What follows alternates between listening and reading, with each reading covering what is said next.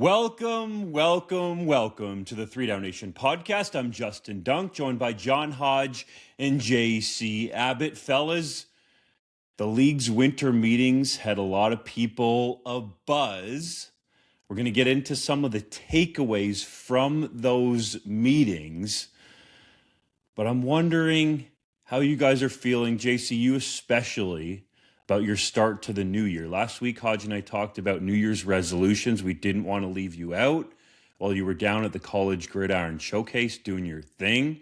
I called it the Classic last week. I must have got hit upside the head over the holidays. So, JC, any New Year's resolutions, or just even how's your 2026 getting off to?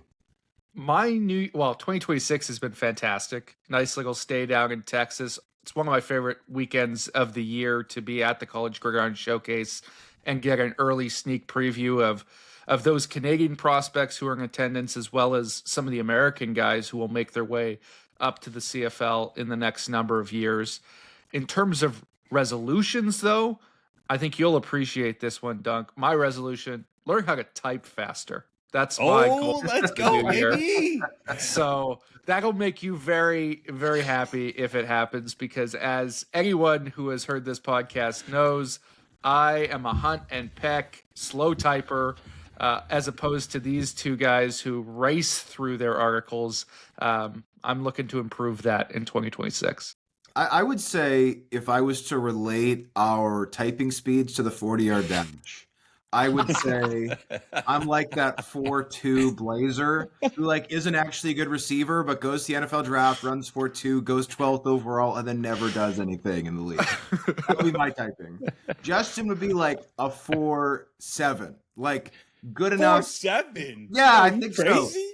So. Good enough to 4.5. play Mike in the NFL or the CFL, but not a burner kind of thing. And then JC did not finish because he's still running it. We don't know. Need a sundial.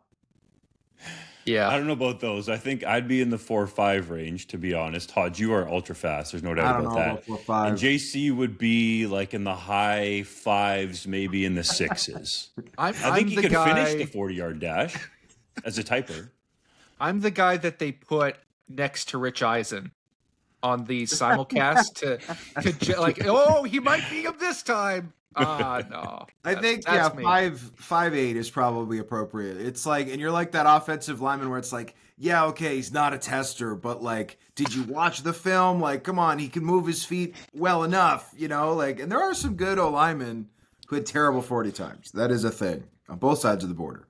But who would be? Was Shane Bergman maybe the best example in the CFL? Ultra terrible combine numbers, and then was an all-star, played 10 years, and heck, might still be playing if he didn't yearn for the farm and want to be back out in Ontario and growing whatever it is his family grows. I don't know. We all know that Dunk yearns for the farm as well, right? That's mostly in my past. I haven't gotten my hands dirty in a while, fellas. Don't get it twisted, okay? Let's get going, boys. We're discussing which pending CFL free agents should be top priority for their teams to re-sign. Adarius Pickett joining the Toronto Argonauts following his release from Ottawa. Trey Ford possibly staying in Edmonton in 2026. Todd Galloway becoming the new head coach at Wilfrid Laurier University. And Saskatchewan's pending decision about Brett Lawther. But first, the CFL Rules Committee made 2 recommendations following league winter meetings in Calgary, including leaving the 20-second play clock during the final 3 minutes in the first and second halves, while ties have been eliminated. Can't happen anymore. Hodge, how do you feel about these potential changes? Well, these are just recommendations. They are subject to Board of Governor approval. That said, I don't think there's ever been a recommendation from the Rules Committee that the governors have turned down. So these aren't yet 100%, but I think we can say they're 99%, all right, for our listeners. But I really like both these changes. I think the last 3 minutes in the Canadian Football League is some of the best 3 minutes in sports. I know some purists, it's if you're changing the clock, it should be the same throughout the game. And look, maybe the 35-second running clock that is being introduced for 2026 wouldn't actually make the last 3 minutes that much worse. but I also think that traditionalist fans need a win, right? There's a lot of people who are still really upset that there's any changes whatsoever. Personally, I'm in the middle. There's some changes I like. There's some changes I don't particularly like. But I think this is a nice hybrid. I think this is a nice balance. I think that this is an opportunity for the CFL to make traditionalist fans, which, by the way, pay a ton of the CFL's bills. Like, it's easy to be like, well, screw the traditionalists. Like, they're the ones buying the most tickets. You can't just throw them out and hope to replace them with all brand new fans. So I think that this is a nice nugget for the traditionalists. And I think it's a nice win for, honestly, everybody, because I think everybody loves the last 3 minutes of the game where it's not the NFL, where you can kneel down a couple of times, maybe one first down, you kill the clock. In the CFL, it's a lot more interesting. We just saw that in the West Final with, I think, 4 different possessions in the last 3 minutes between BC and Saskatchewan, and, of course, a game-winning touchdown. Like, ultra entertaining football, instant classic, and something that makes the CFL feel very different from the NFL. As for the ties, I was a little bit alarmed when the initial agenda, which, by the way, props to the CFL for publishing the agenda from the winter meetings. This has never happened before, and I feel like this is a big positive step into the direction of transparency. But I actually love this. I really like this change. I thought the CFL's overtime was already the best overtime in football. The only knock on it was that ties happened. I don't like ties. I know that they're relatively rare. Since 2016, there have been 4 ties in the CFL. So there's around 1 every 2 years, but there were 2 as recently as 2024. So to me, I think ties stink. I think they're awful. I think fans want to go to games and come away with their team winning or their team losing. I think ties are awkward, and they also make the standings awkward, right? They make playoff implications awkward, where we see every year instances where it's like, oh, well, this team, if they win, they do this. If they lose, they do this. Oh, but if either team ties, that opens up like 25 other possibilities of what could happen. So for me, I like both of these resolutions from the Rules Committee, and I look forward to them being passed by the Board of Governors.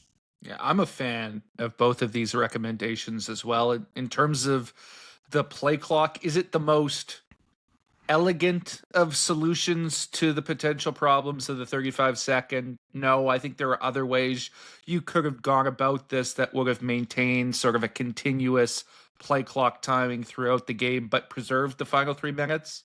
But it is the simplest, right? And sometimes simplest is best. It's easy for refs to digest. It's easy for fans to digest.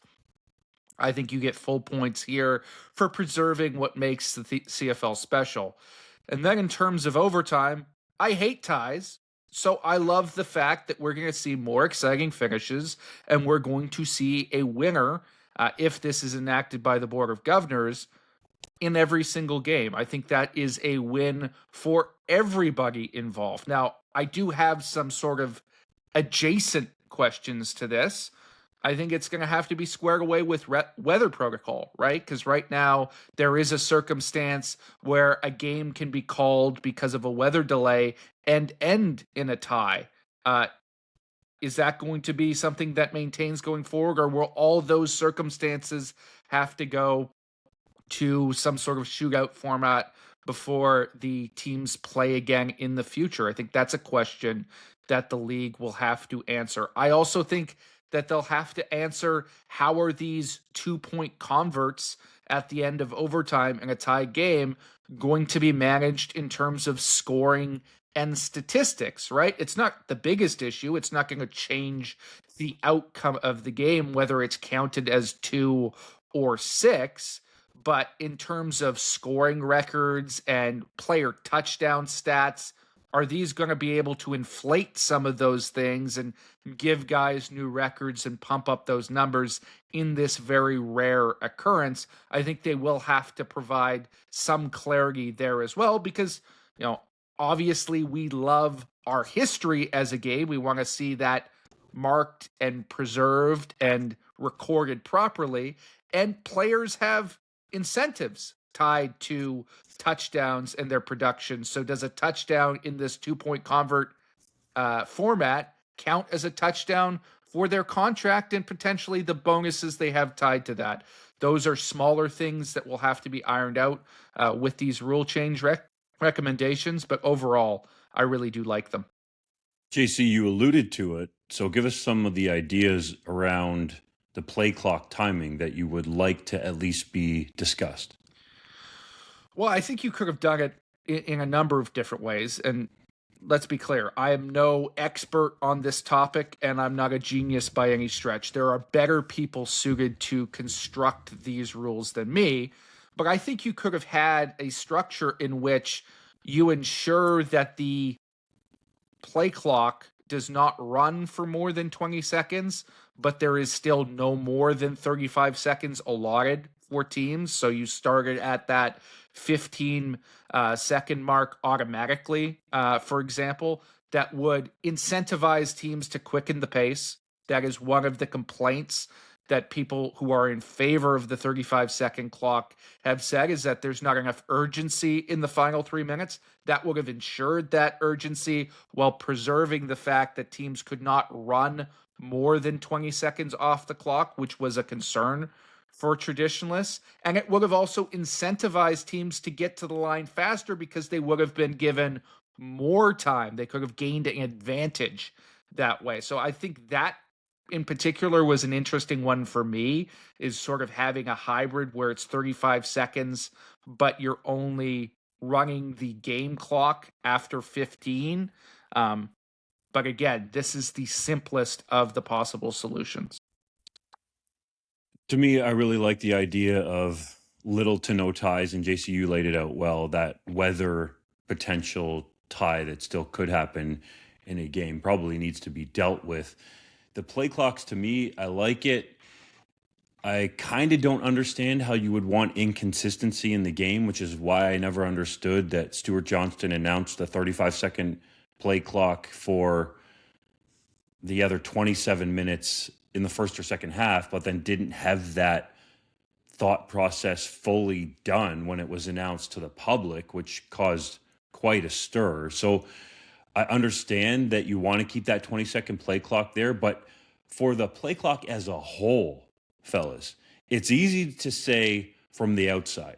And in talking to some football people, they'll tell you that the guys in the suits might not understand actually how fast that process has to be just to even get the play call in and get to the line of scrimmage and snap the football, let alone any potential substitutions. Like the Canadian game, at whatever level it's being played at, with a 20-second play clock, is very fast. I get the inconsistency, and you want to fix that. And I think if the officials go about it the way that Stewart Johnston would like, that with the 35-second play clock, you can get that fairly consistent throughout a game. But that process to get a play call in, if you are even going to huddle, which the Tiger Cats rarely did last year under Scott Milanovic, get to the line of scrimmage, dissect what you might see, perhaps check the play if you don't like it, and then snap the football.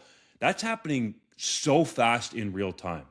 Like, I think some people think that it's a lot of time, but it's actually so quick. So I think we need to make sure here, and I hope and I trust this was talked about during the Rules Committee meetings, that the head coaches in there were saying, okay, like, we can only go so fast here. Like, literally play calls are being made within split seconds. So I don't necessarily want to see the play clocks go any smaller, like less than 20 seconds.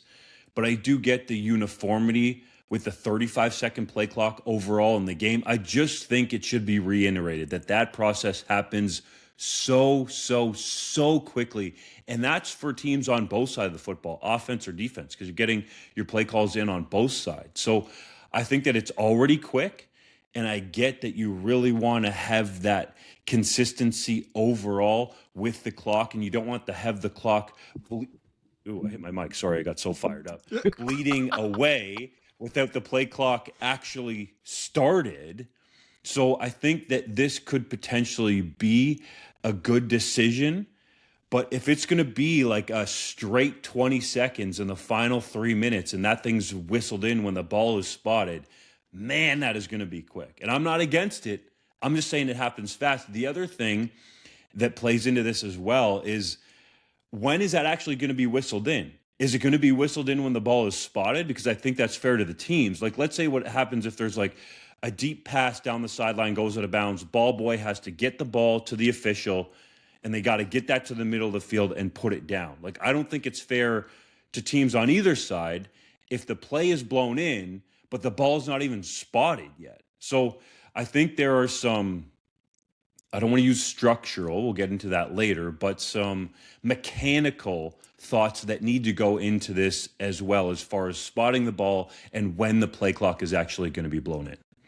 Yeah, Two thoughts. One of them is, I think this is going to be one of the most valuable preseasons we've had in the CFL for a long time, because this is going to be an actual opportunity to really work on these nuts and bolts and have these teams get their feet wet with some of these clock changes, which obviously they have not yet practiced. And the other part of it is, I think when it comes to JC's concerns about the touchdowns and things, the league was not very clear on this. My interpretation is essentially get 2 rounds of overtime. You have to go for 2 both times. If the 2 teams are tied, the shootout from the 3-yard line is essentially a series of 2-point converts. So rather than, like, let's say all of overtime is done, the traditional overtime, I should say, is done. You've had regulation, a first round and a second round. The game is tied at 38-38.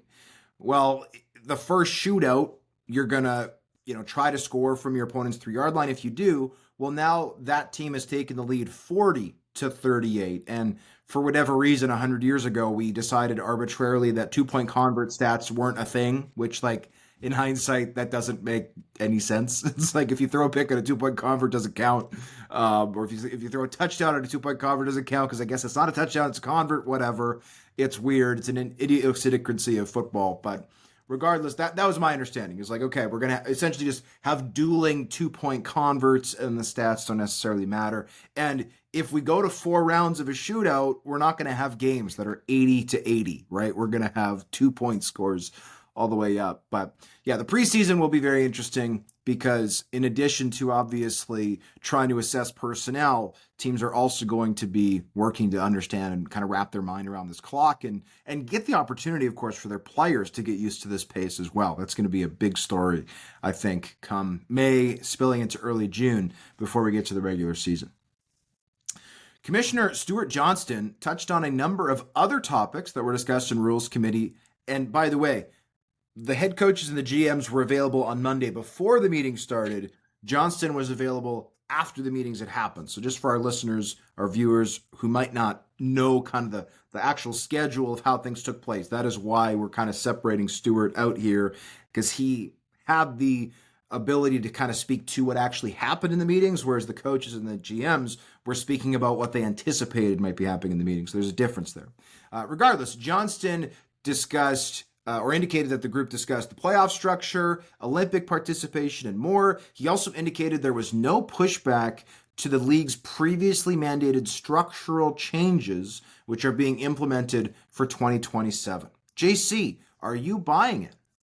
I am buying it, because I have a pretty good authority that there was, in fact, no pushback in the Rules Committee meetings to the field dimension changes in 2027. With that said, I'm a little bit surprised that it was not brought up as a topic, simply based on some of the comments that were made by head coaches and GMs on Monday. I published an article with a number of those comments in there. I've been accused a little bit of sensationalizing those comments, but my questions to people like Danny Machocha were fairly clear. Do you feel an obligation as a Canadian to push back against these rule changes? He indicated that he did, to a certain extent. I asked him if he had done his own research and had that prepared in order to present on some of these rule changes. He said that he had, and I asked him, in fact, to give us a preview of that. He declined, but indicated that we would find out in the next couple of days. He teased the fact that he was going to present some sort of data on these rule changes. It appears that did not occur at all in these meetings. So I think Johnston's telling the truth. What I do find somewhat disingenuous here is the way that Johnston continues to present the response to the rule changes as overwhelmingly positive. He has now reframed them as structural changes, which is something that you've noted, Dunk, and I'm sure you'll get into a little bit here in a second. But he never really realistically engages with the pushback or the criticism that continues to happen from fans, from notable players, and even from some of these coaches who have expressed their displeasure in the past. He paints a very rosy picture, and I don't think it's entirely accurate. Whether these people are actually standing up in these meetings or not, I don't think things are as rosy or the response is as positive to these changes as Johnston would like the public to believe they are. Look, at our job, and I'll just speak for 3DownNation, is to ask pertinent questions and hold people to account in the league. I don't necessarily have a strong opinion one way or another on these, quote, structural rule changes. That's a bit of a mouthful, but they were called rule changes, and now Stewart Johnston is saying that they were structural changes, which is why it didn't go through the rules committee. Now, from a PR standpoint, I think that's smart on his part that this new word has come about, structural changes, mainly for 2027 in terms of shrinking the field and putting the goalposts to the back of the end zones and shrinking the end zones as well. In terms of if I'm buying that there's been any pushback or not, this was Johnston's quote, okay? So everybody can do with it what they will. Because I questioned him about this. It admittedly was a long question, but I knew I was only going to get one at the end of his availability. Johnston said, quote, "I was asked whether there had been any pushback that I had heard so far this week. And there hasn't been. I didn't go around polling everybody, but there hasn't been pushback. We've had great discussions on what we're doing, moving this league forward." So to me, that would mean that nobody came up to him, but he also said he didn't poll everybody, which to me makes me scratch my head. And I would think, it's the first time as a commissioner that you're at the winter meetings with all the head coaches and general managers. Would you not want to talk to all of them and get a sense of how they feel truly, honestly, about the 2027 structural changes? Again, we're not against it one way or the other. What we are doing is being the voice for the fans and asking legitimate questions because the fans are asking questions. And I feel like that's where the CFL and Stewart Johnston have fallen short in this process. Johnston was asked if the structural changes are made in 2027 and you go the entire season and it doesn't bear the amount of touchdown fruit that the league is projecting. They're saying there's going to be 60 more touchdowns in the 2027 season with all of the structural changes combined. Then would you reconsider the structural changes heading into 2028? Johnston said that no, because there wasn't enough data, that he would need a larger set of data to potentially make other changes or change the fields back or redo the structural changes. But what doesn't make sense to me and where it falls inconsistent is the fact that when he announced these now called structural changes in September, the league trumpeted less than a full season's worth of data about the field goal post being in the middle of the end zone. So Stewart Johnston, I would ask you, which one is it? You used less than a season of data to move the goalposts, which again, I'm not necessarily on one side or the other, but then you said when these structural changes go into effect, if you had one full season of data, that wouldn't be enough for you to get a sample size of whether you should tweak the game or undo the structural changes. So this is where it's falling short for me. And I have asked the league for their data modeling, the data that was used to make these changes. And as of this recording on Friday, we're getting around noon Eastern time, I have not received that data. So I went and tried to get some of my own data, which I'm going to put together for a column in the future. But the one part of this that stands out to me, fellas, is the league is saying they're projecting 60 more touchdowns over the 2027 season with no other data to back it up. Since 2022, there have been 64 touchdowns scored 16 to 20 yards deep in the end zone. And I asked this in my question to Stewart Johnston. I think all of us would agree, whether we play golf or not. Hodge, I'm looking at you. If you shrink the hole in golf, less putts will be made. If you shrink a soccer net or a hockey net, less goals are going to be scored. So if you shrink the end zone, and 5 yards might not seem like much, but the athletes these days in every sport are bigger, faster, stronger. You have 5 less yards with which to score a touchdown, trying to go against defenders that are, as I said, bigger, faster, stronger, and now have not just 5 less yards of space, but like 5 yards and the width of 65 yards less to defend. So I would like to see the data.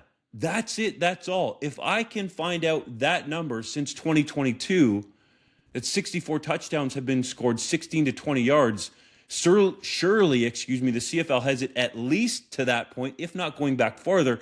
And for further transparency, that doesn't include, I believe it was somewhere in the 30s, the number of touchdowns that were scored right at 15 yards that you wouldn't know if they were in or out based on where they were scored in the end zone. So there could be more than 64 touchdowns over a 4-year span that are lost because the end zone has been shrunk. So that's, I think, where we come in, is asking the questions that the fans are asking and making sure that their case for these structural changes makes sense. That's it. That's all. I'll say for myself, there's a very little opinion in this. So I would like to hear the data that the CFL used. And I'll add one other thing, fellas. When Stewart Johnston came in, he said he was going on a how many day listening tour? It was 100 days, I think. That's right. It was 100 days. Hodge, I would like you to look this up real quick. When was Stewart Johnston officially announced as the CFL commissioner? Oh, geez. Because from what April? I was told, give me the exact date here when you have it. I need 10 seconds. Stewart Johnston made it clear in the CFL offices in, I believe it was mid-June, that there needed to be these drastic changes made to the Canadian game. So I'm pretty sure that's less than 100 days when he was on this supposed listening tour. So that's where I have issues here, is that what Stewart Johnston is saying doesn't line up with the fan reaction. You guys, we were all there at the State of the League address at Grey Cup. He said that he had heard no pushback from the fans. Like, just pick up your phone and open up X or Twitter, whatever we're calling it now. There's pushback every single day. And I also think that that is healthy. Guys, we as a publication, if we didn't have pushback from the fans or the people that we cover, general managers, head coaches, presidents, the commissioner, or even ourselves with what we do, we wouldn't be trying, at least in my estimation, to be the best we can be every single day. I do not want to work with yes men. And I can only speak for the three of us. You guys are not that. We challenge each other every single day with different viewpoints. So that, for me, is, again, something that is head-scratching. As a league, if you're trying to innovate, why would you not want to hear from, whether it's the up-and-coming head coaches or the long-time coaches or general managers, about their thoughts on the game before you make these major structural changes? Perhaps they have some ideas that you didn't think of. I can admit it, that happens with us. You guys have some great ideas that oftentimes I've never thought about. So as a league, if we're really actually trying to innovate, why don't we include the supposed partners in the league? And that includes the players. Hodge, you got the date there? Yeah, he was first reported April 2nd. His first day on the job appears to have been April 24th. April 24th, so to mid-June. Is that less than 100 days? I'm no mathematician. That'd be about 60 days, depending on when exactly in June. Okay. I know that was long, but I felt it was warranted because it needs to be clear that we are simply asking the questions that the fans would like answered. And ultimately, the fans pay everybody's salary in the Canadian Football League, including the commissioners. Well, and look, I think that, again, I like a lot of the changes that have been made. The fact that these have become structural changes instead of rule changes is a little bit funny, right? It's kind of like saying, oh, this person was not fired. They were repurposed, right? Or, oh, this person wasn't given a demotion. Their role has evolved, right? Like there's all this corporate speak that we use to kind of soften things, right? Which, again, from a marketing standpoint, fine. It's not a bad decision. But I do think that the CFL has erred in a few things here. One is a lack of transparency regarding this data. And I think the CFL should be credited with a lot of the transparency that they have shown. I think they can be more transparent on certain things, but, you know, whether it was early on in Stewart Johnston's tenure where he publicized negotiation lists, right? Something that used to be a closely guarded secret for no reason. An event like the winter meetings, publishing the agenda, huge step in the right direction for transparency. Doing a media availability, something that I don't think any commissioner's ever done.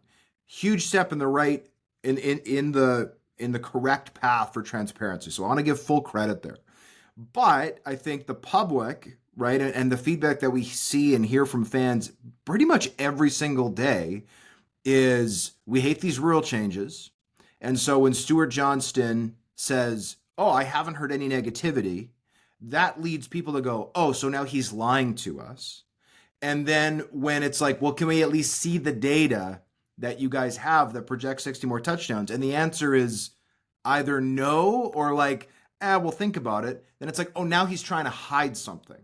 So I think there's a big optics issue, right? I said this after Grey Cup, and I'll reiterate it. If Stewart Johnston said, hey, listen, Canadian football is the best game in the world, and we have the best rules of any league in the world. But we think we can make the rules even better, and we know that some fans aren't happy about these changes, but we are so confident in these changes that we know they're going to be blown away by our new game. And here's all the data, right, that we brought up, and here's all of the things that were, in other words, we have really good reasons for making these changes. I think fans would be a lot more receptive. Would there still be fans who were banging rocks in a cave going, no change, no change? Yes, there's always going to be people like that. You watch the CFL from a cave.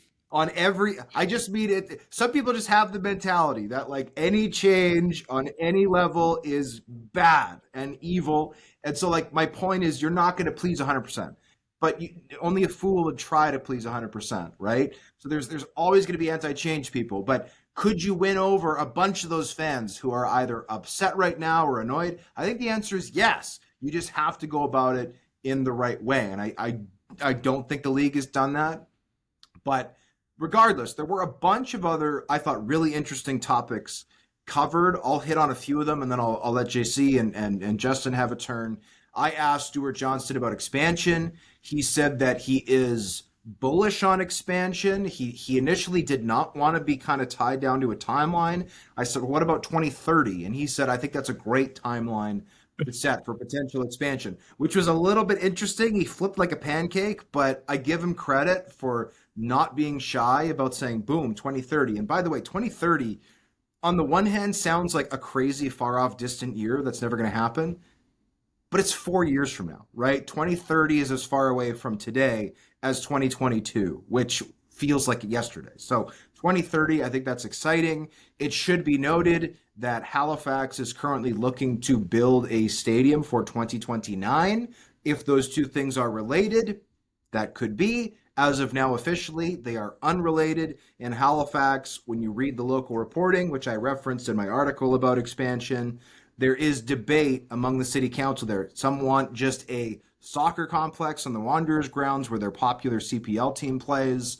I have been to those grounds. It is not big enough for the Canadian Football League. And there are members of that city council saying, yeah, this is stupid. If we're going to build a stadium and invest the money, it needs to be something large enough for the Canadian Football League. And obviously, that would also open that stadium up for other potential things like marquee concerts and festivals, right? All the things that stadiums can be used for outside of just football or even sports. So, and obviously, Quebec City always comes up. Quebec City, the new census data, guys, over 900,000 people currently in Quebec City. That's a lot more than I thought there were in Quebec City. Huge jump there. They do have a stadium, but it also, again, as I noted in my article, lacks a lot of the amenities you want for CFL. It would require significant upgrades. So we'll see on that. The other thought I thought was really interesting was the television deal. Obviously, Stewart Johnston is probably the most qualified commissioner in all of sports when it comes to negotiating media rights deals, because he did it for a living for almost 20 years with TSN. He negotiated a bunch of TV deals with the CFL, and actually I went back and looked. The last TV deal that was announced in 2019, he was quoted on behalf of TSN, which was kind of funny to see Stewart Johnston's name in an old CFL press release, but in a completely different capacity. But I digress. He said that optimally, as an industry standard, you want to have your next TV deal done before the last season of the current deal. In other words, the last deal right now, last year of that deal is 2026 for the Canadian Football League and TSN. So he is setting a self-imposed deadline of the start of the 2026 season to get a new deal done. The CFL is exclusively negotiating right now with TSN, their incumbent rights holder and an exclusive rights holder since 2008.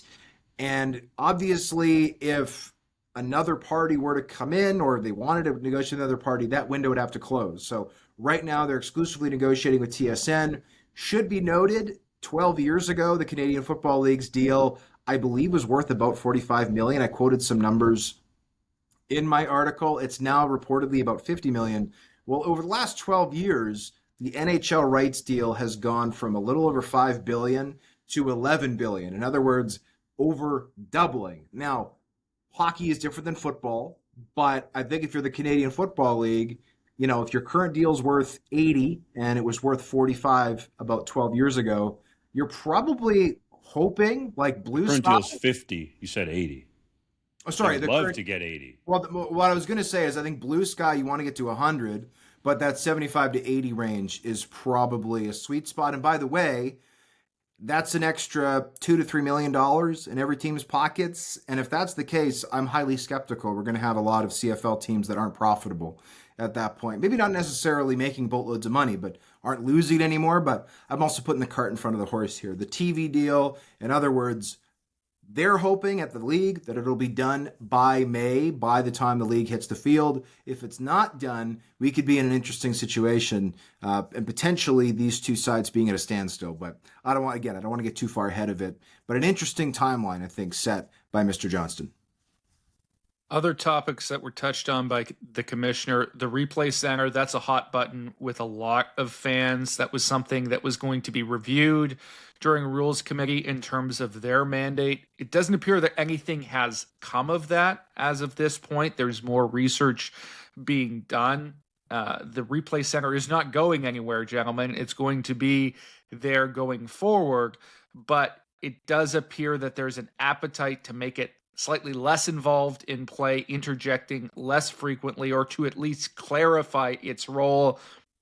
Johnston indicated that he wants officials relying less on the replay center going forward, especially with that 35-second play clock, which is going to tighten up the game and ensure there's a faster pace of play and more intensity there.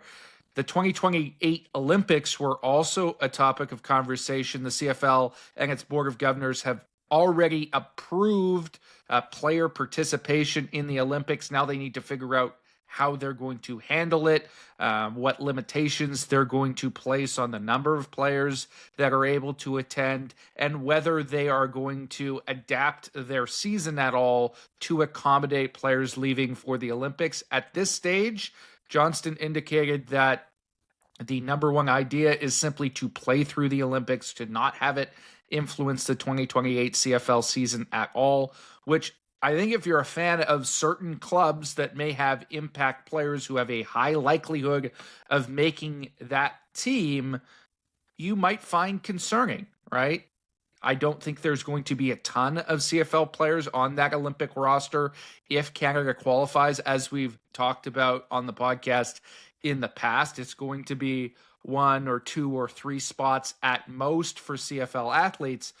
But if you're the BC Lions, for example, and one of those spots may well be your franchise quarterback in Nathan Rourke, who I do believe there is interest from the flag team in making him their quarterback for 2028. That could have a substantial impact on your season if you're forced to play 2 or 3 games while the Olympics are ongoing. I'll be interested to see how the league plans to handle that, whether they'll try and bake in buys for those teams or whether that's even possible if they do in fact decide to play through in 2028. A couple of the other big topics, I think, would be the salary cap in 2026. Stewart Johnston doesn't want to have what played out in 2025, where the increase was announced after, I believe it was the communication window had opened. So he's thinking that there could be an announcement on it soon. Seems happy with where the revenue was for 2025. And if you go back to the Grey Cup State of the League and the Canadian Football League Players Association address as well, there was a thought there that the salary cap could go up in 2026. So I get that you want to announce it before free agency, but a lot of these big ticket items have been re-signed or could be re-signed before the communication window even opens. So I don't necessarily know if there's a way that you can fix that process, because you're taking the revenue from 2025 and trying to turn everything that has to go into that around quickly in terms of the accounting paperwork that needs to be done to try to get that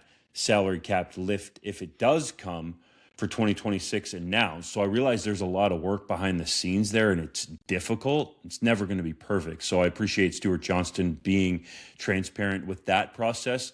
The other one I think that caught some attention from fans was it seemed like, at least from his remarks, that Johnston isn't necessarily a fan of the East Division and West Division regular season winner getting a bye to the West and East final respectively, and then being 1 game away from the Grey Cup. I don't know how you could structure the playoffs in any other way unless you start adding teams, unless you're going to go back to the old days and have a multiple game playoff. But I do like the way the playoffs are constructed, at least for the top 2 teams. It really makes the regular season mean something, and we see those playoff seedings being decided late into the season, if not even in that final week like we had this past season in 2025. I think the discussion that fans would like to hear, at least some of them that we've talked to, is the 1 division strategy, where you actually reward the top 4 teams with a home playoff game in the Canadian Football League instead of some years, and it's not every year admittedly, but some years where you have a team in the East, usually it seems like, that's hosting a team from the West that has a record that is better than the team that is hosting the home playoff game. So there are times where we see that in the NFL as well. You know, people sometimes want to compare it to that. You look at the NFL wildcard playoff round. You had the Carolina Panthers last week hosting the Los Angeles Rams. The Rams had a better record. So no system's ever going to be perfect, but I hope that 1 division got talked about a little bit more. As for the buys, I like the current setup. I'd be curious to hear what you guys think about it, but I'm having trouble thinking about another way that you could go about it if you're going to have 6 teams make the playoffs.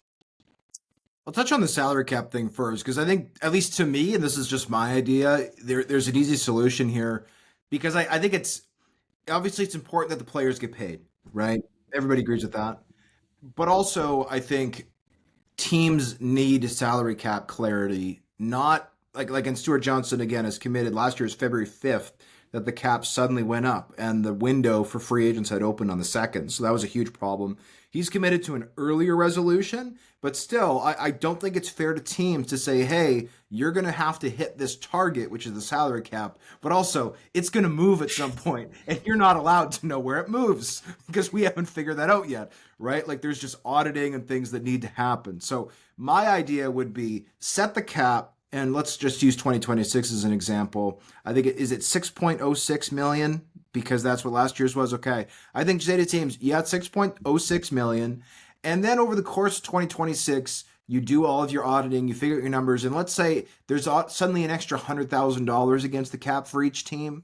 Well, then I think you take that $100,000 and then you spread it. You develop a formula. It could be based on how many games each player played. It could be based on veteran status, like young guys get a little bit less, older guys get a little bit more, but just take that money and divide it up among the players who are on the team in 2026 and do it in January or February of 2027. It's almost like a back payment for the season, because I think football players, like a lot of them don't get game checks really in November at all, depending on playoffs. They don't get paid in December or January or February unless they have an offseason roster bonus. So I think those players would welcome the extra money at that time, and it provides total 100% clarity for teams going, yes, there might be a little bonus retroactively paid to players post 2026, but you know exactly what the cap number is in 2026, because it's essential that that clarity is in place, because obviously people in front offices want to do the best job they possibly can. And if they go over the cap,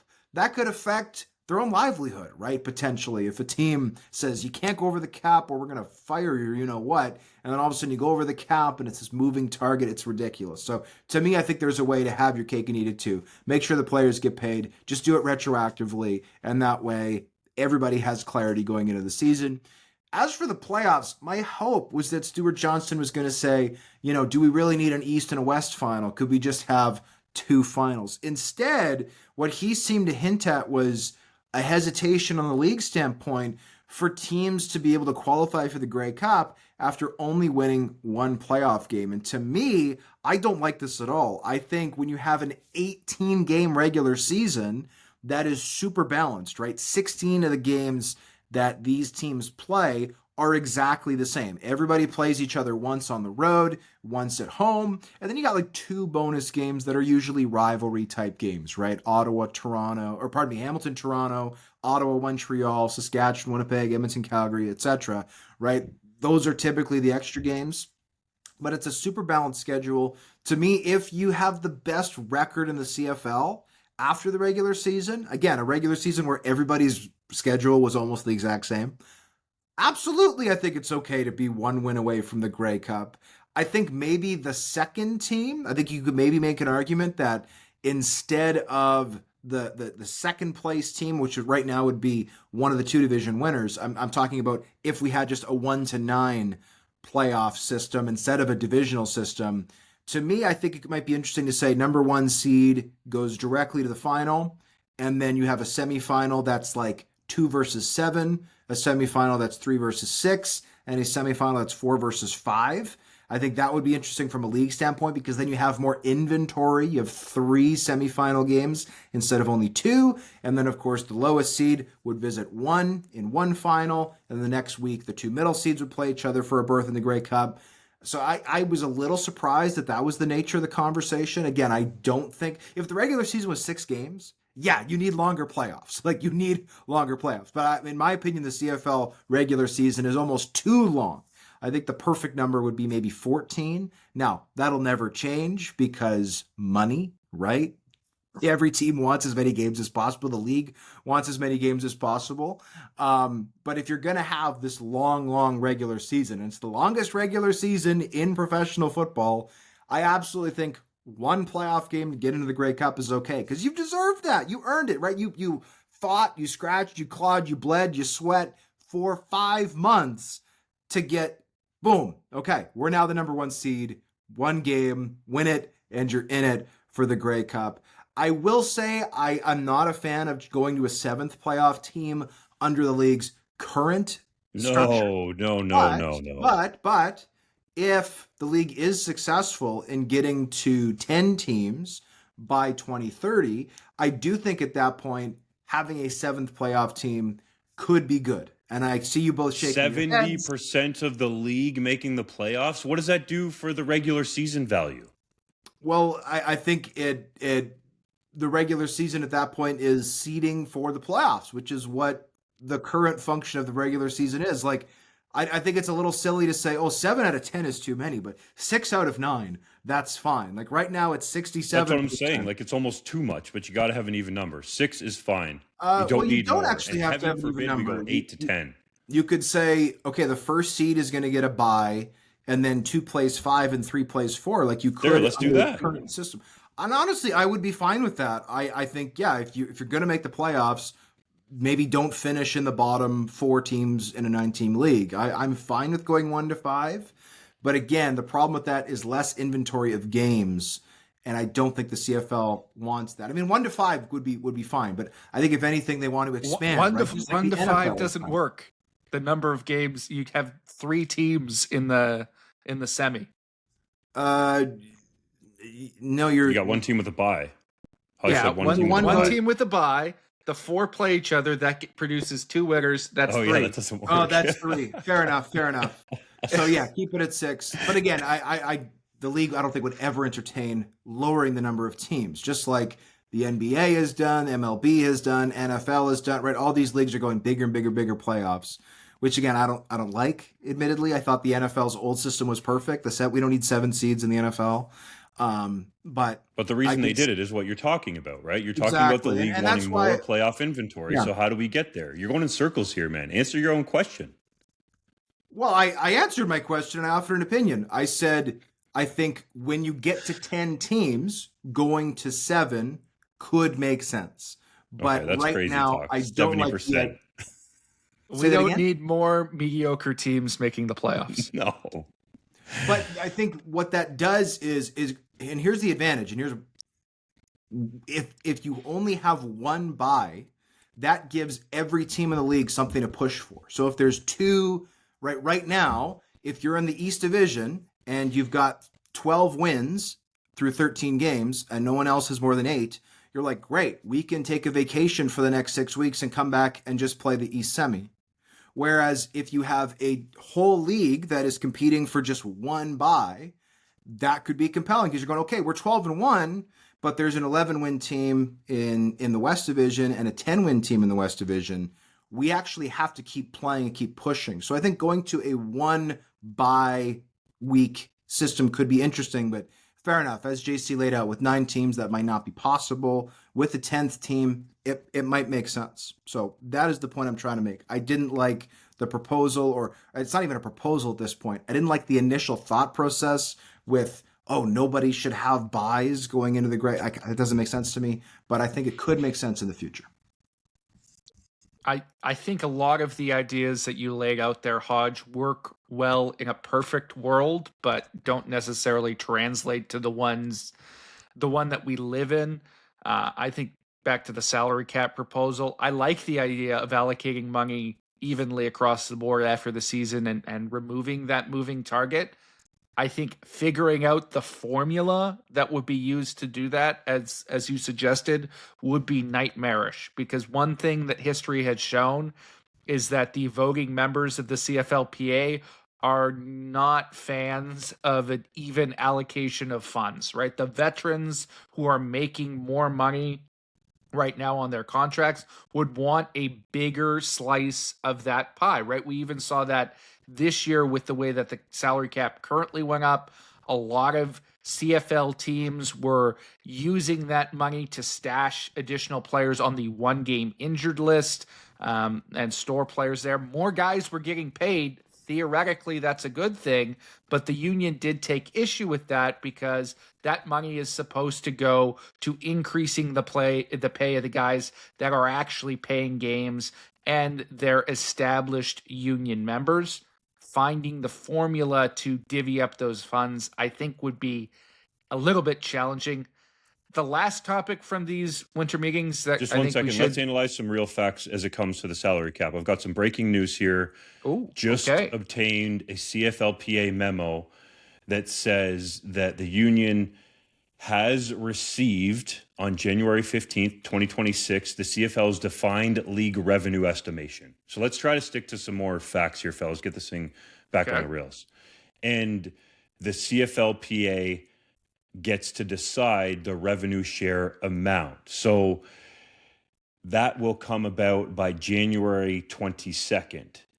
This amount may be allocated to lift the salary cap or to alternative direct player compensation categories such as training camp pay, postseason pay, or pension. And there's a reminder that the minimum salary cap for the 2026 season will be $6.062 million per club. Once the salary cap increases, it stays at that new amount for future years and will not decrease unless collectively bargained. So the potential impact for the CFLPA revenue share allocation is asked to at least being taken into account when negotiating contracts before January 23rd. So that's the timeline, and that's how the PA is at least thinking about initially spreading that money around.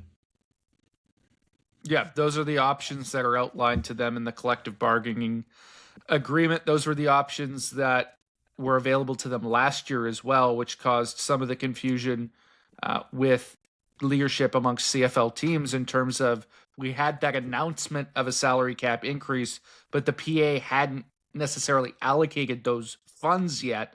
So there were several teams that indicated they weren't sure if it was even going to be placed on the salary cap or if they were going to move a portion of that money into some of those different categories, including training camp compensation. It's nice that we have a deadline on that. I think that is really interesting information there. Breaking news on the podcast provided by Justin Dunk. A dunk bomb, if you will.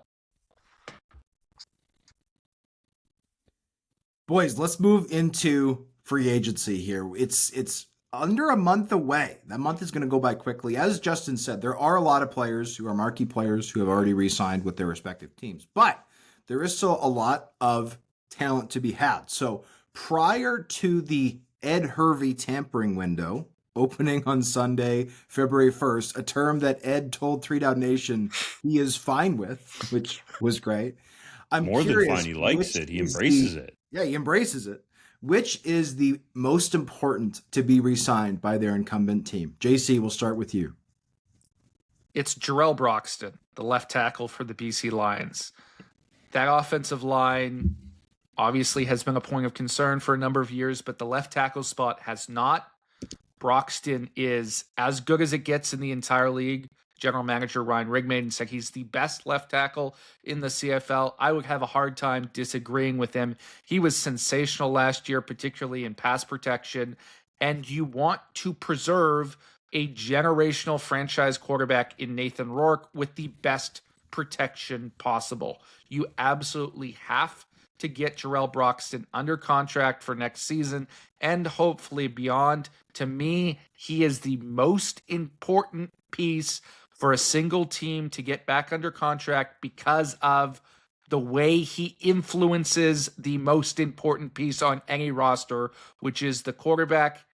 He has to be the priority in BC.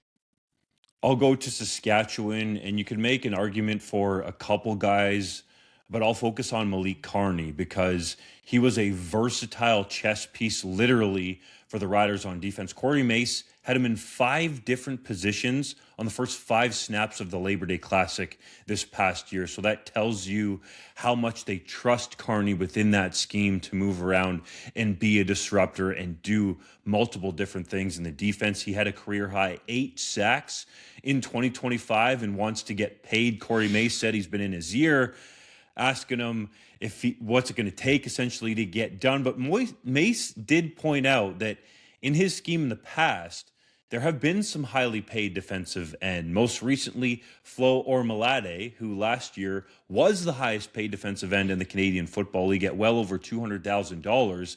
And Mace referred to the position in his defense as one of the reasons why those guys have been able to get so much money on their contracts. So Jeremy O'Day described the discussions with Carney as being at a stalemate, but I think he's a key piece a very consistent pass rusher for that team that lost Shane Ray for at least the back stretch of that season. Very consistent, puts a lot of pressure on quarterbacks, and most importantly, has the trust of Mace. So I think that one is arguably of the utmost importance for Saskatchewan. And to me, it's AJ Allen. I mean, I think when you look across the CFL, you could make an argument he's the best Canadian linebacker in the league. He is absolutely a game wrecker on teams. He was extremely impactful this season, starting at will. And like Cameron Judge is obviously a very good player, but he's also 31, right? He's closer to the end than he is to the beginning. Devin Veresak is now in the NFL. Joel DeBlanco played really well in 2025, but is a little bit less proven, right? A little bit younger, whereas AJ Allen has been around the CFL now for 5 years and has now shown he can be a breakout starter at linebacker. And again, arguably the best of the bunch. So to me, he's the most important because I also don't necessarily see another guy on that roster in Saskatchewan as a Canadian who could fill that role. So if that's going to be a ratio spot for you, you got to bring back AJ Allen, I think.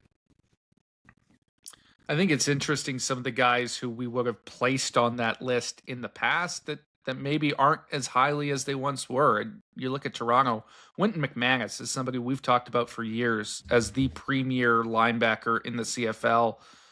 I think he's still up there near the top, but with all the changes that have happened in Toronto, bringing back Isaac Darkangelo, bringing in Adarius Pickett today, which we'll touch on in a little bit, I wonder if McManus is going to be expendable and maybe there's another spot for him around the league. I was intrigued by some of the comments made by Kyle Walters regarding Willie Jefferson, who's been very much a sacred cow in Winnipeg in the past.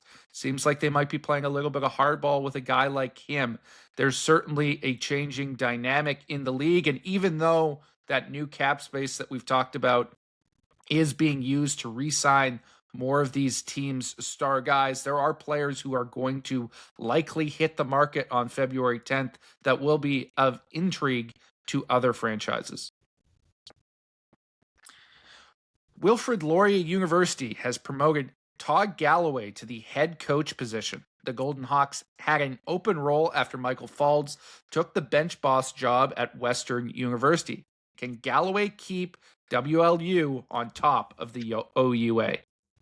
I definitely think it's a realistic possibility that he can keep the Hawks on top, at least in the Ontario Conference. You consider what Taylor Elgersma said about him, how Galloway called all the plays during his career at Wilfrid Laurier and helped Galloway, actually Elgersma was around too, but mainly Galloway helped Cal Wither get comfortable in his first season with the Golden Hawks in 2025, led U Sports with 26 passing touchdowns, completed 72.7% of his passes for over 2,400 yards in just 8 regular season games. So he was absolutely outstanding. That said, being a head coach is much different than just being an offensive play caller. And Galloway has had success as a head coach in the past. He spent 1 season as the interim head coach at the University of Guelph in 2018, went 5-3 with the Griffins and helped them get to a Yates Cup where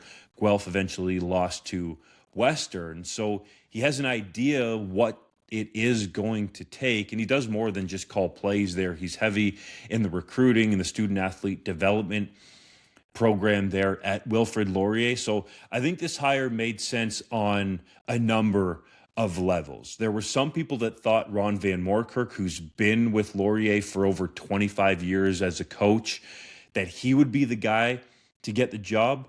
But I think that he was going to sort of be there regardless, right? Whether he's the associate head coach, which he's been elevated to now, and the defensive coordinator along with some other titles or not, I don't think he was going anywhere. Whereas with Todd Galloway, I think some of the Laurier administration would have had to at least been worried that, hey, is Michael Faulds going to come and take Todd Galloway down the 401 to Western with him if we don't make him our head coach, if we don't promote him and he's in a capacity that Faulds could hire him for the Mustangs? So I think that played a role. Also, and I don't want to sound like an ageist here. We've joked about that a little bit on the podcast before, but Todd Galloway is younger than Ron Van Moorkerk. And if you look at Laurier's history, similar to Westerns, they don't hire head coaches too often. This is just the 7th head coach in Wilfrid Laurier football program history. So you could envision the potential, if Galloway continues to earn his keep, that he could be the head coach there for a long-term time. He's played with the Wilfrid Laurier Golden Hawks as a receiver. He has that pedigree. He was on the coaching staff in 2005 when the program won its 2nd Vanier Cup. So, a lot of things line up there. And I think the way that Laurier went about this, from both Galloway's perspective and Van Moorkerk's as well, makes a lot of sense. And Taylor Elgersma has been vocal. He told me that Michael Fald's one person is not the culture here, that there's a culture that's been built within there. And I think Galloway can help continue that culture, but put his own unique brand on it.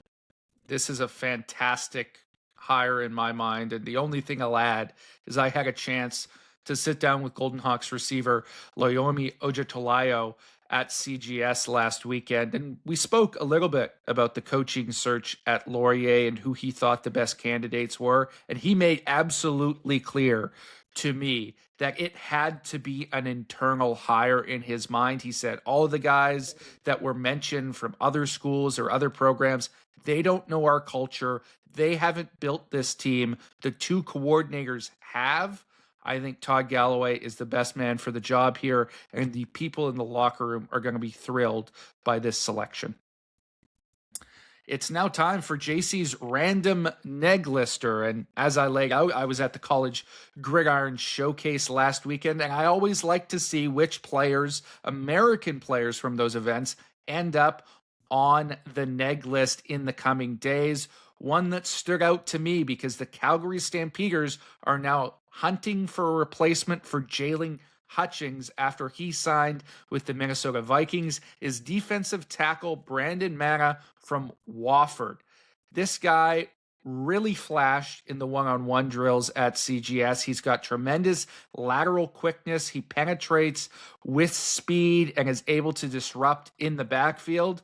All of those point to somebody who would have NFL interest, but he's got those CFL measurables, boys. He's 5'10 and a half. He's 269 pounds as a defensive tackle, but he's got long enough arms. They're over 33 inches. He recorded 11 sacks as a senior for the Terriers and had an 89 overall PFF grade while earning 2nd-team All-American honors. He's someone who's disruptive enough that I could see him coming up to Calgary in the near future and carving out a role for himself on the interior of that defensive line where he has all the traits to be successful. Hodge's heritage moment. On this day in 2008, Kent Austin was hired by Ole Miss to serve as the team's offensive coordinator. The longtime CFL quarterback had served as the head coach of the Saskatchewan Roughriders for just 1 season, winning the Grey Cup and the Ennis Stuckus Trophy as the CFL's head coach of the year. Austin spent 2 seasons with the Rebels before being hired as the head coach at Cornell, where he went 11-19 over 3 seasons before returning to the CFL as the head coach and general manager of the Hamilton Tiger Cats in 2013. And a quick Austin tie-in, I recently spoke, and if you listen to the episode of the podcast, you already know this, but Peyton Thorne, new quarterback for the Winnipeg Blue Bombers, had Austin as a coach at Auburn in 2023 and 2024, and Austin played a significant role in Thorne's decision to come up to the CFL. So if you haven't already read that article, listen to the pod, please do so. Let's get to the 3-minute drill. The Toronto Argonauts, if I can speak, too excited, have signed Adarius Pickett following his release from the Ottawa Redblacks and made him the highest paid linebacker in the Canadian Football League at, according to John Hodge, $191,000 in hard money with upside up to $220,000 in 2026. Is that an ideal fit in the 6? Yeah, I think Sam was a bit of an adventure this year in Toronto. They made an early season change away from Donald Rutledge Jr. Brandon Dozier was solid there, but Pickett's arguably the best Sam in the CFL. And I thought, honestly, he was a perfect fit for them in 2023 when he was with Toronto. So I like this move. Canadian linebacker Devin Veresak has signed with the Indianapolis Colts. Do you think he'll make their final roster? Well, there's a long time before we can make any sort of determinations like that. Obviously, the Colts have to make their roster moves in free agency. We have the draft, undrafted free agents to see the full makeup of the situation that Verisuk is walking into. But I wouldn't put anything past this kid. He's an elite athlete. He's stood out at every turn. We saw what he did as a rookie with the Hamilton Tiger Cats. If there is a legit opportunity for him, I have no doubt that he is going to take full advantage of it. Ed Hervey told 3DownNation all options are on the table for the Edmonton Elks and Trey Ford. Is there really a chance the Canadian QB could stay in green and gold? Some people in the league don't necessarily buy it, but I think if you're Edmonton, you got to survey the backup quarterback landscape or the potential for some of those guys to get to free agency or trades and say, hey, Trey Ford is arguably the best backup quarterback that could be had going into the 2026 CFL season. So I think that's where that train of thought comes from with Hervey. Let's see how it all shakes out. Canadian kicker Brett Lawler has a $25,000 off-season roster bonus due February 1st. Do you think he'll get it, or should the Rough Riders move on? The Saskatchewan Rough Riders should move on, in my opinion. Find a new kicker. You can't have a repeat of 2025. People have forgotten about it because the Riders won the Grey Cup, but Lothar missed a 39-yarder that would have iced the game in the fourth quarter. You can't do that. The Hamilton Tiger Cats have re-signed all-CFL edge rusher Julian Hauser. Do you think he'll have another 13-sack season in 2026? I don't think he'll reach 13 sacks again, simply because that's a lot higher than what he's done in the past, and I think he'll likely return to the mean. That doesn't mean that he's not worth the money, though, because I think Julian Hauser is very underrated for all the other things he does besides rushing the passer, a very solid run defender, one of the best all-around defensive ends in the CFL. Well worth it for the Tabbies. Canadian QB Taylor Elgersma was selected by the Birmingham Stallions in the UFL QB draft. Is he planning to sign with the team? Look, as much as some Baltimore Stallions Twitter accounts don't want to believe it, Taylor Elgersma has not signed a contract with the team. That's not saying that he might not end up there, but as anyone would, especially with some head coaching positions to be filled in the NFL, I think as of this taping there are still 8, and one GM position with the Falcons open. That process needs to play out before Elgersma and his camp get clarity on what NFL teams could, and I stress could, potentially sign him to an NFL contract. If you're Taylor Elgersma and you have the opportunity to potentially sign an NFL contract, why would you go rushing to the UFL? I think there's a benefit to him playing in the UFL, arguably more of a benefit there than coming to the Canadian Football League for the 2026 season. So I think we need to wait and see here what happens after all the NFL head coach positions and that one GM position are filled. Then he and his team can make a more informed decision about his playing future. Dave Dickinson told you, Hodge, PJ Walker is recovering from surgery on his throwing shoulder. Do you think he'll return as Calgary's backup in 2026? It seems so. Dickinson was complimentary of how Walker progressed over the course of the season, though he did say it's tough when PJ's down in Carolina and the team can't really assess his shoulder in person. So I think it's definitely a story to monitor. The BC Lions have signed Casey Sayles following his release from the Hamilton Tiger Cats. Is that a smart addition? I love this signing. I'm a big Casey Sayles believer. He had a bit of a down year last year, but I think BC is a great spot for him to find his form again because it's not all going to be placed on him. Really smart move by the Lions. Jeremy O'Day said the Rough Riders are at a stalemate with defensive end Malik Carney. Do you think he'll be back in Riderville in 2026? I think there's a possibility, but as all negotiations, let's see how it plays out. The Saskatchewan Roughriders re-signed all CFL cornerback Tavon Campbell. How significant is it to have him running it back with the Riders? Oh, hugely. There's one guy in the Canadian Football League who is Canadian and who is an all-CFL corner. Now, Tyrell Ford has been that guy in the past. Right now, it's Tavon Campbell. Huge signing. JC, you provided elite coverage from the College Gridiron Showcase. Which 2026 CFL draft prospect stood out the most to you? It was Nicholas Henning, the offensive tackle from Queen's University. Now, his performance wasn't on par with a Taylor Elgersma last year or Theo Benedict the year before, but this is a guy who, up until 2 years ago, was a tight end H-back in that Queen's offense, converted to offensive tackle. His measurables and athleticism is off the charts. I'm going to make a prediction right now. He's the first U Sports player off the board in the upcoming 2026 CFL draft, and he's going to blow up the combine. 4.9 40 for an offensive lineman is my prediction. The Hamilton Tiger Cats have promoted University of Guelph product Jared Baines to offensive coordinator. Did he earn it? Yes, definitely. All Griffins are hard workers. Come on now. The Ottawa Redblacks signed superstar receiver Eugene Lewis to a contract extension through 2027. Can he help the team make the playoffs with Ryan Dinwiddie in 2026? I mean, Lewis had a bit of a down year. I don't think he's a top 3 receiver in the CFL anymore, but he's still probably a top 5. So, yes, I think he could help the Red Blacks. The BC Lions revealed more plans for its renovated practice facility. How do they look? They look sick, but the most important part of these renovations is that Amar Doman continues to make these investments with the understanding that they're going to be out of there in 2 years max. They do not want to stay in this facility. These are temporary placeholders, but they still look very impressive. Saskatchewan signed all-star CFL linebacker Jameer Thurman to a contract extension through 2027. Is that a good move, Dunk?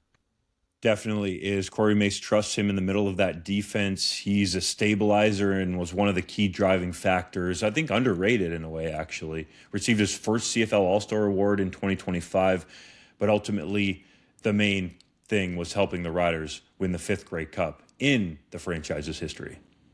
We thank you, as always, for listening to the 3DownNation podcast. For Justin Dunk and JC Abbott, I'm John Hodge. Subscribe to our newsletter, and we'll see you next week.